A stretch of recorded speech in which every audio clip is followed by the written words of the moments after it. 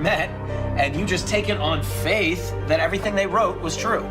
And what makes you think what your scientists are writing is any more truer than my saints? Because there are volumes of proven data, numbers, figures. Have you poured through the data yourself? The numbers, the figures? Well, no. No. Oh, interesting. So let me get this straight, Mr. Reynolds.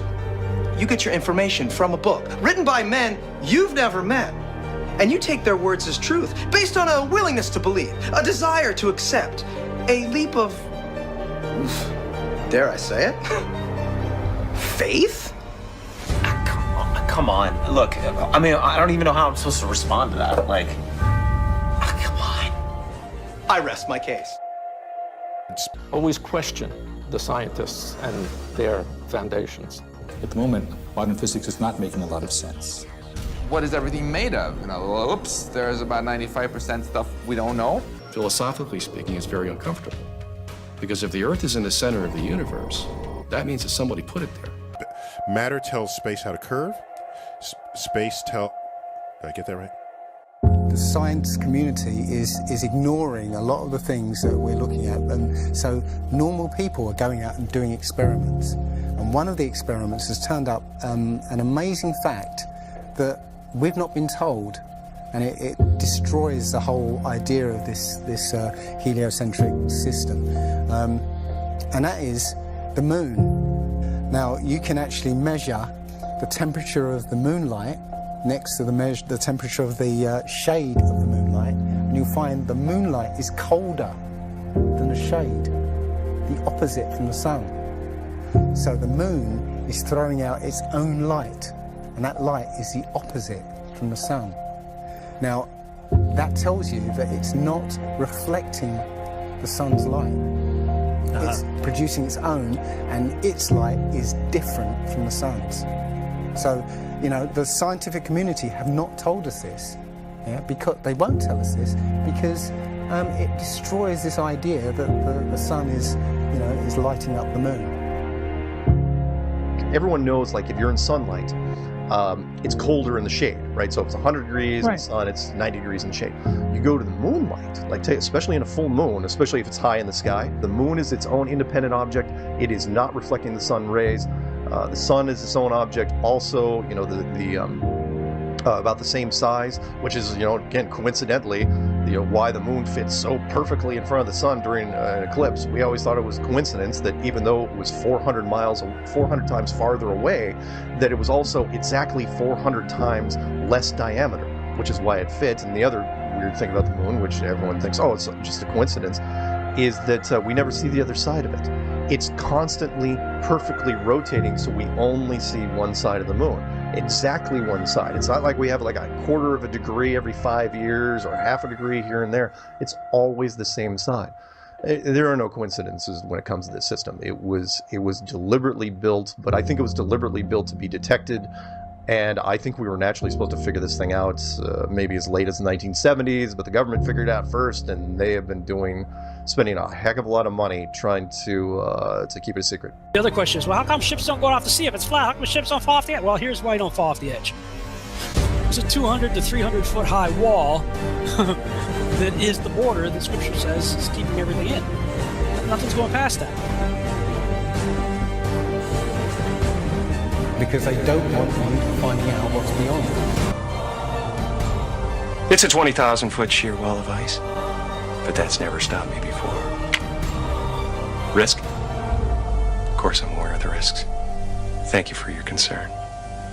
Physics, why objects move on a ball spinning 1,000 miles an hour while it's going 26,000 miles around the sun. Basically the model we're accepting right now. The sailor thinks that he's traveling around the Earth this way, when in effect he's traveling around the Earth this way. They began flying it around the world, from Abu Dhabi last year, with stops in India and China, then across the vast Pacific. Does running around your neighborhood prove that the neighborhood is round? I was an airline pilot for Delta for 26 years. A pilot's primary flight instrument is his artificial horizon, which he has to be maintained level to keep from climbing and descending. From a cockpit, weather permitting, I could see hundreds of miles in all directions, viewing cities connected by roads across the flat plain as far as the eye could see.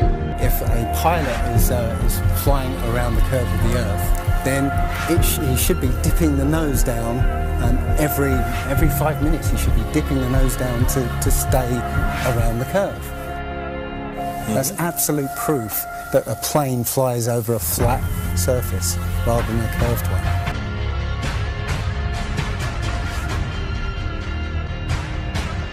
Now, how come in all these ball pictures, man, you can see all the continents pretty much, and there's just a little bit of clouds here and there. Man, it's like some of these pictures, like there's some where they show the Earth at night and you can see all the lights and stuff. It's like, you're telling me the entire continent didn't have clouds? The entire fucking continent, like you can see Africa and all these lights and all this stuff. Like, you know, if you turn on your porch light, I guess you can see it from space, apparently. And it's like there's no clouds in some of these pictures. And they spelled out the word sex, right, recently, probably a few months ago in one of the clouds. But, you know, if they do their research, they say, well, those are composites. And I said, well, how come they copy and paste the clouds on some of these? And they use the same cloud form. Like, if you're going to make a composite, but you shouldn't be copying and pasting clouds. That means you're adding stuff that's not real. Yeah, and the thing is, those pictures that you're talking about, the blue marble pictures, you know, I think there's about maybe 8 to 10 of them over time that NASA has put out, and you're absolutely right. None of those pictures look the same. The color of the water is different. Like you said, the continents are different sizes. It's just unbelievable. And I think what happened originally was they would put these things out and nobody was paying any attention to it. You know, and then all of a sudden now people are paying attention to it, and now they're pulling these pictures in, and you're crazy. But really, you are the sane one for asking real questions. I was taught schoolbook bullshit in public school, and somehow I was able to break free and free my mind. You know how I did it? I watched NASA rockets explode a bunch of times.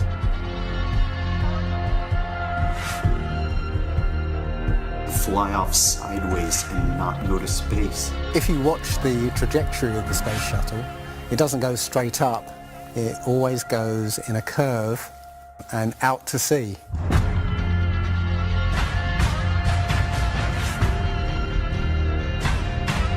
The point is, they actually go horizontal. The space shuttle goes horizontal. It never goes any further up. It goes horizontal, very, very low down in the atmosphere.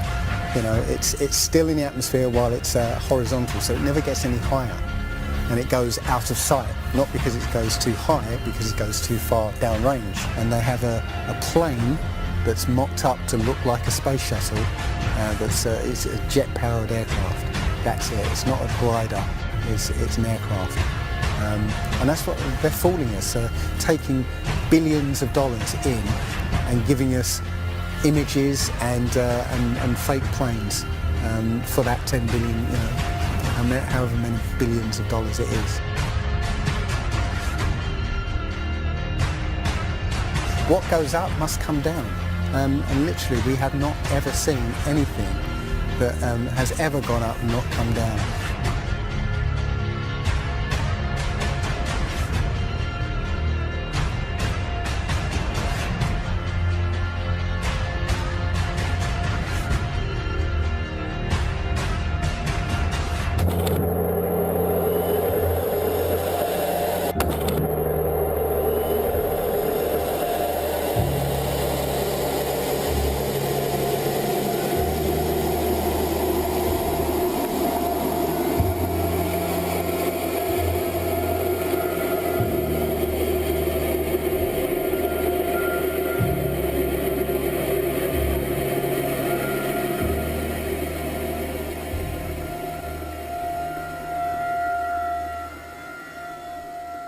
One thing I really want your generation to embrace is that the Earth is a closed system.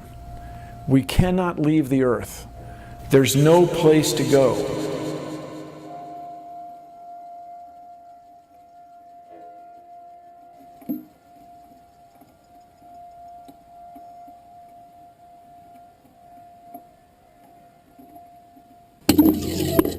Rockets don't have brakes. It literally stopped. All of that angular momentum from the rotation of the rocket and the linear momentum from flying up just stopped. No, it had to have hit something. What would it hit? If it hit a solid surface, the rocket would have been destroyed, and most likely the camera too, so we wouldn't have the footage, and obviously that's not the case.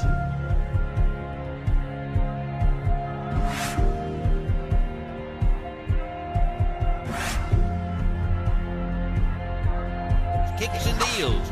It's a long fly ball going back, and the ball shatters the sky, bringing the ocean itself down into the stadium. Oh, Simpson just broke this dream's reality wide open. I know we have still not shattered that highest and hardest glass ceiling, but someday someone will, and hopefully sooner than we might think right now.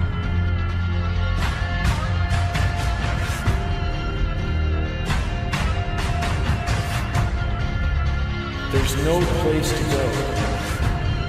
Although we weren't able to shatter that highest, hardest glass ceiling this time, thanks to you, it's got about 18 million cracks in it.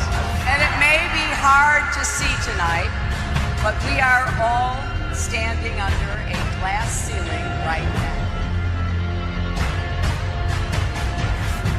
People figured out that we were an enclosed system. The more advanced we got, it would be the biggest thought on our minds. That's all we care about. You could make a wildlife preserve 1,000 miles square. All people, all human beings would do is just be knocking on the fence constantly. Why is this fence here? Who built the fence? Why are we in here? And so on and so on. Why do you think that Truman has never come close to discovering the true nature of his world until now? We accept the reality of the world with which we're presented.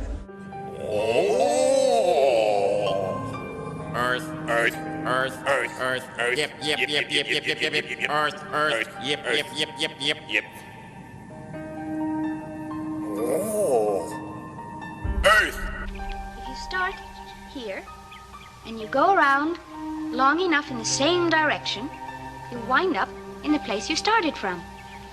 Yes, Thomas. Why don't we fall off when we walk underneath, Miss Sarah? Because of a force called gravity. What does gravity look like? Gravity is something we can't see, but we know it's a great invisible force that keeps us all here on Earth. It's a natural force that keeps us all from flying off into space. We were always told that the world is flat. You were told right. Don't listen to her. I've been patient with you, Sarah. Lord knows I've been patient. But now your words have revealed you. The law of gravity was discovered by Sir Isaac Newton in 1687. That's almost 200 years ago, Uncle Evan. But there is only one law. The law of God. What is gravity? You have no idea. Okay, next question. Wow. No, here's the difference. We can describe gravity. Okay. We can say what it does to other things. We can measure it, predict with it. But when you start asking, like, what it is, I don't know. Einstein, in an Einsteinian answer, we would say gravity is the curvature of space and time. And objects will follow the curvature of space-time, and we interpret that as a force of gravity. That's probably the best answer I can give to a what is gravity question, or why is there gravity. That's the best I can do there. I think that's a good start. What? You know how everybody believes the world is flat, like a pancake? Well, they're all wrong. The world is actually round, like an orange. The world is an orange. And? Well, that's it. It's a great idea. It's one of my best ones. Yeah. Here's the picture of the Earth from space. There it is. Since you were a kid, you've seen this image. But you've never seen it from that point of view. You've never seen that with your eyes from that scale of a model, that point of view, from outside of the planet's surface. What's the point of this grand deception? I think Eric Dubay explains it best. People are always asking, why do they do this? I mean, this is I mean, other than the obvious profit margin motive, NASA being the biggest black budget black hole in existence, sucking in over $30 billion taxpayer money for the fake moon landings alone. Nowadays, hundreds of billions of dollars, and not just NASA, but RASA and all the other fake space organizations around the world giving CGI images for hundreds of billions of dollars. You want to put something in context. If you want to do something with $3.5 trillion, you can do whatever you want. Now, let's see. How do we go about proving that? Go to the seashore. Go to a seashore. Watch as ships sail away. They don't disappear all at once. No, first, the bottom will disappear. See, the bottom of the ship is gone. Now we can see midway up, and then the whole thing disappears. Now, ships came back. They didn't fall off the table. So people realized that the world is curved. I mean, it's a big curve, but it's curved. So, the process of testing claims, the world is flat, the world is round, is what we call science. Now, if you have a claim that can't be tested, that's what we call pseudoscience. Extraordinary claims require extraordinary proof. Extraordinary claims require extraordinary proof. Boats don't disappear over the curvature of the horizon. Boats disappear due to perspective. All you have to do is go to the beach, watch a boat disappear from your eye, and then whip out your telescope, your binoculars, or your high-powered zoom on your camera, and you can pull the entire boat right back into view. Whole mass and all. Yeah, that's right. You think the boat disappeared? Just whip out your telescope, your binoculars, or your zoom camera. You bring the entire boat back into view, completely debunking everything Coy just told you. We've always believed that there was a Garden of Eden. I believe in God. I believe the universe was created by God. We realized that maybe Earth is more special than we thought after all, but for a different reason. We live at a very special time. Life is extremely special. This idea that we're not in any special place in the universe, there's something wrong with that. They went to the North Pole in the 1900s. This is 1482. Nobody went to the top of the globe, to the bottom, or flew up, or built a skyscraper. It's funny that we said that this is what we're in right now. This is what we're on before any instrument of proof. This is the first time we actually had like an instrument of flight actually go high enough to actually fucking check out if what we agreed to 500 years ago was real. So if they were wrong after 500 years, the question is, would they tell you?